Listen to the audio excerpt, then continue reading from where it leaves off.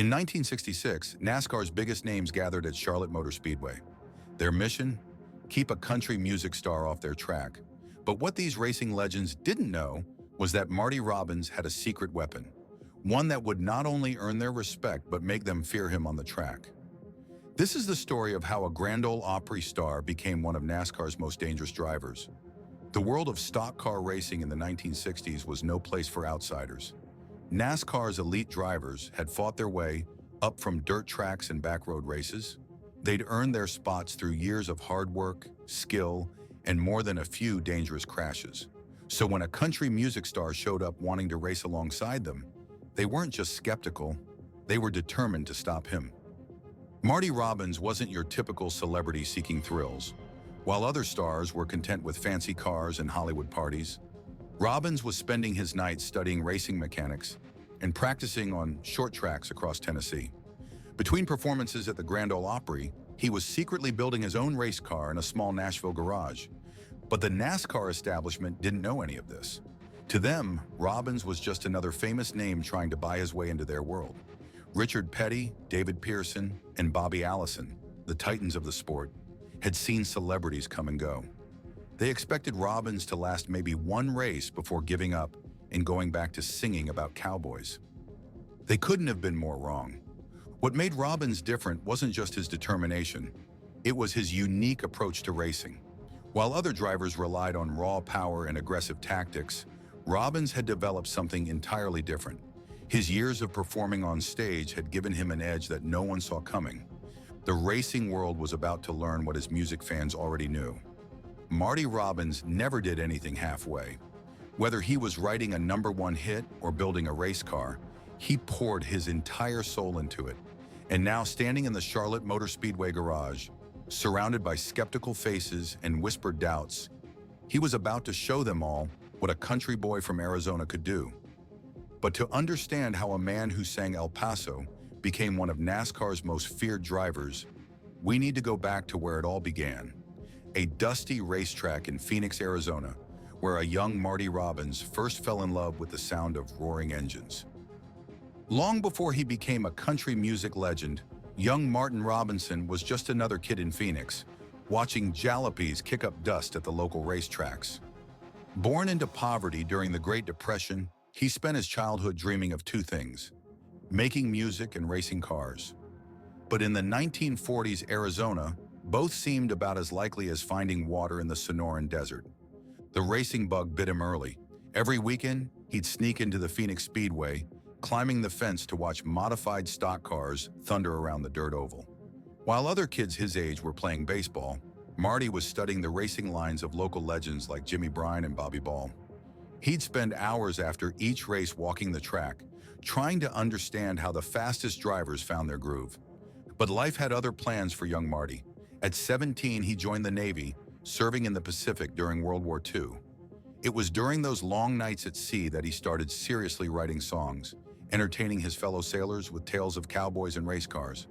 The war might have put his racing dreams on hold, but it gave him something else, a voice that would eventually make him famous. Returning home in 1947, Robbins took his first real steps toward both his dreams. By day, he'd work odd jobs to save money for his first guitar. By night, he'd hang around the local garages, learning everything he could about car engines. He started performing on local radio station KTYL, singing songs between news broadcasts. His payment? Just enough to buy parts for the junker car he was fixing up. Then came his big break, but not the one he'd expected. In 1951, little Jimmy Dickens heard Robbins singing at a local club and was impressed enough to help him land a record deal with Columbia. Suddenly, the kid who'd been climbing fences to watch races was on his way to Nashville. But even as his music career took off, Robbins never lost his need for speed. In fact, his first big royalty check didn't go toward a fancy house or new clothes. Instead, he spent it all on something that made his record label nervous: a race car. The decision nearly cost him his music career. His manager warned him that racing could ruin everything he'd worked for. The record label threatened to drop him. But Marty Robbins had learned something important during those years watching races in Phoenix. Sometimes the fastest way between 2 points isn't the obvious path. Sometimes you have to find your own line. As Marty Robbins climbed the country music charts, he was secretly planning something that would shock both the music and racing worlds. And it all started with a late-night phone call to one of NASCAR's most notorious mechanics. By 1958, Marty Robbins was one of country music's brightest stars. El Paso had earned him a Grammy, and the Grand Ole Opry crowds couldn't get enough of his performances. But while other performers spent their off days relaxing, Robbins was living a double life that would have given his insurance company a heart attack. That late-night call went to Cotton Owens, a legendary NASCAR mechanic known for building some of the fastest cars in the sport. When Owens picked up the phone, he expected another champion driver looking for an edge. Instead, he got a country singer with an unusual proposition: teach him everything about stock car racing from the ground up. Most mechanics would have laughed him off, but Owens saw something different in Robbins: a genuine passion for the sport and a willingness to learn. More importantly, Robbins didn't want special treatment. He insisted on starting where every other driver started, at the bottom. For the next 2 years, Robbins lived an exhausting schedule that would have broken most men. He'd perform Friday night at the Opry, then race to the local tracks for Saturday night races. Sometimes he'd finish a race at 2 a.m., drive straight to the airport, and fly to California for a morning television appearance. Then he'd fly back to Nashville, grab his guitar, and do it all over again. His dedication started paying off. In local races across Tennessee, Kentucky, and Alabama, Robbins was proving himself more than just a celebrity driver. He was winning. His unique racing style, smooth, calculated, and surprisingly aggressive when needed, caught the attention of serious racing fans. They started coming to races not to see the country star, but to watch one of the most interesting new drivers in the region. But Robbins wanted more. He'd spent countless nights studying NASCAR's rulebook, learning every regulation and requirement. He'd invested thousands of dollars in building cars that met professional specifications. By 1966, he was ready to make the jump to NASCAR's top level. But the racing establishment had other ideas. The old guard of NASCAR wasn't about to make it easy for him. They'd seen other celebrities try their hand at racing: Paul Newman, James Dean, Steve McQueen. But Robbins wasn't interested in just participating. He wanted to compete, and he was willing to risk everything: his music career, his reputation, even his life, to prove he belonged. When Marty Robbins arrived at Charlotte Motor Speedway that fateful day in 1966, he brought with him more than just another celebrity racing story. He brought a secret that would change NASCAR forever. A technique he'd developed that combined his musical timing with pure racing instinct. And he was about to show it to the world. The morning of the World 600 at Charlotte Motor Speedway dawned hot and humid. In the garage area, professional drivers watched with barely concealed amusement as Marty Robbins prepared his purple and yellow Dodge Charger. Richard Petty, already a NASCAR legend, shook his head and muttered, "He won't last 10 laps at these speeds." What the other drivers didn't know was that Robbins had discovered something during his years of parallel careers. The rhythm of music and the rhythm of racing weren't as different as people thought. Just as he could feel the perfect moment to hit a note in El Paso, he could feel the perfect moment to take a turn at 150 miles per hour. The qualifying rounds were brutal. One by one, NASCAR's finest set blistering lap times. When Robbins' turn came, the garage area emptied as drivers gathered to watch what they expected would be an embarrassing display. Instead, they witnessed something extraordinary. Robbins didn't just qualify, he put his car in the top 25. His lap times weren't just respectable, they were competitive. The smirks began to fade as veteran drivers realized this wasn't going to be the sideshow they'd expected. This country boy could drive. As the race began, Robbins settled into a groove that confused his competitors. While others fought for position early, he maintained a steady pace, almost as if he was listening to a rhythm only he could hear. His line through the turns was unlike anything the NASCAR veterans had seen. Smooth, musical, using every inch of the track like a conductor, using every instrument in an orchestra. By the halfway point, Robbins had moved up through the field. The same drivers who'd mocked him that morning now found themselves struggling to hold him off. His purple and yellow Dodge became a familiar sight in their rearview mirrors, appearing and disappearing with a precision that seemed impossible for a rookie. Then came the moment that would become NASCAR legend. With 50 laps to go, Robbins found himself battling wheel-to-wheel with David Pearson, one of the most aggressive drivers in NASCAR history. The two cars roared down the straightaway, neither driver willing to back down. The crowd rose to their feet as the country singer and the NASCAR champion headed into turn 3 side by side at over 150 miles per hour. As Marty Robbins and David Pearson thundered down the backstretch at Charlotte, neither man willing to give an inch, the true nature of Robbins' secret weapon was about to be revealed, and it would leave the NASCAR world speechless. As Robbins and Pearson entered turn 3, something remarkable happened. Instead of backing off or taking the conventional racing line, Robbins did something that made the crowd gasp. He found a rhythm in the banking that no one else had seen, a sweet spot where the G-forces matched perfectly with the car's suspension. Later, Pearson would tell reporters, "It was like he was dancing with the track. I've never seen anything like it. He wasn't just driving, he was performing." This was Robbins' secret weapon, his ability to feel the music in the machinery, to find harmonies and horsepower that other drivers couldn't hear. Years of performing on stage had given Robbins an uncanny sense of timing and rhythm. He'd learned to feel the subtle vibrations in his guitar strings, to anticipate the perfect moment to change key or hit a high note. Now he was applying that same sensitivity to his race car, treating the engine's roar like a backing track and the tire's grip like a drum beat. The move paid off.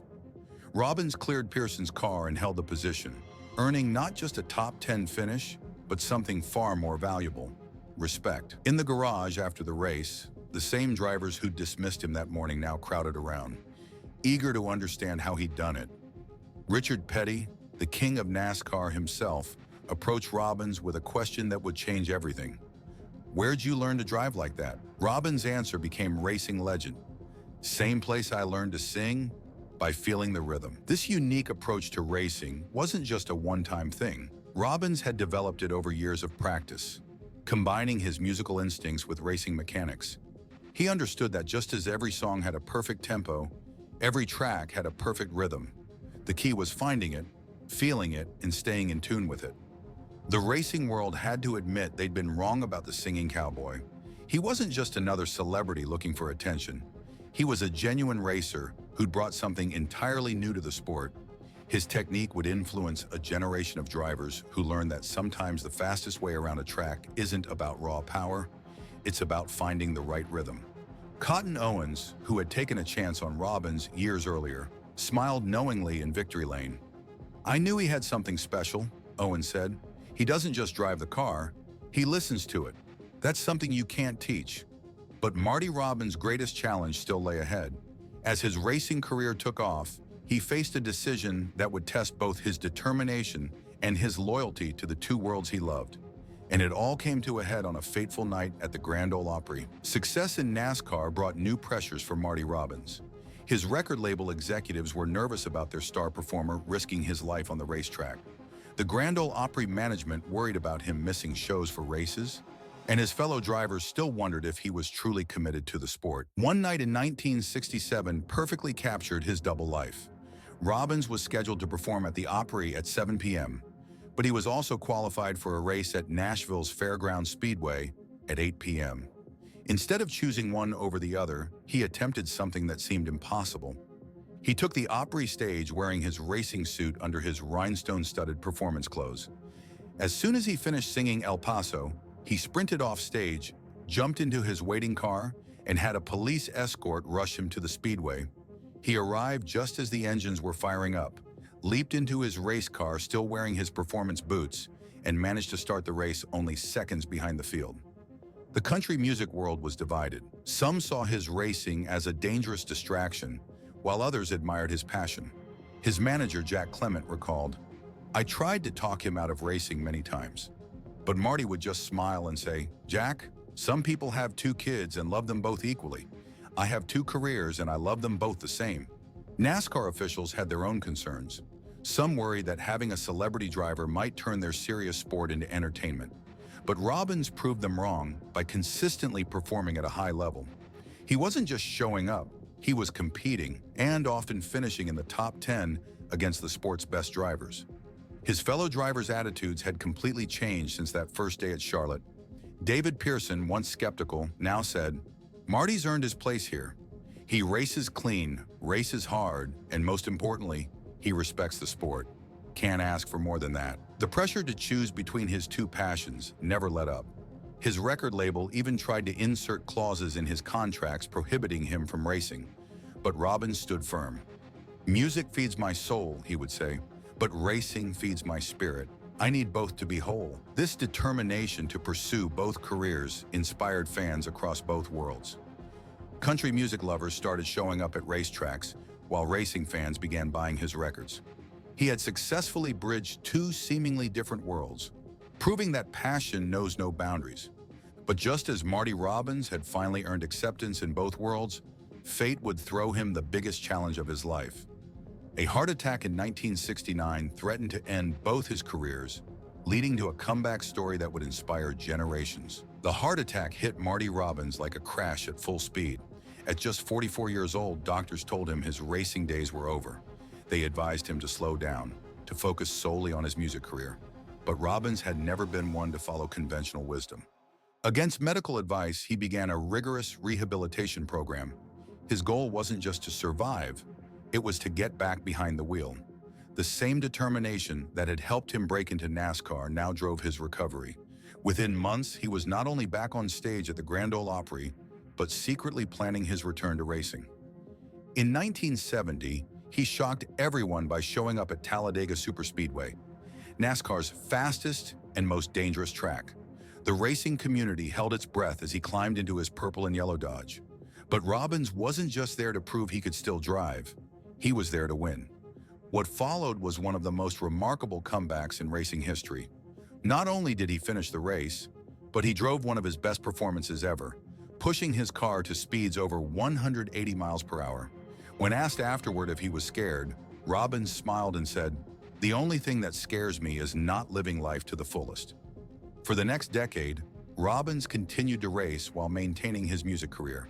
He recorded hit after hit, including My Woman, My Woman, My Wife, which earned him another Grammy. On the track, he competed in 35 NASCAR races, finishing in the top 10 6 times, a remarkable achievement for a part-time driver.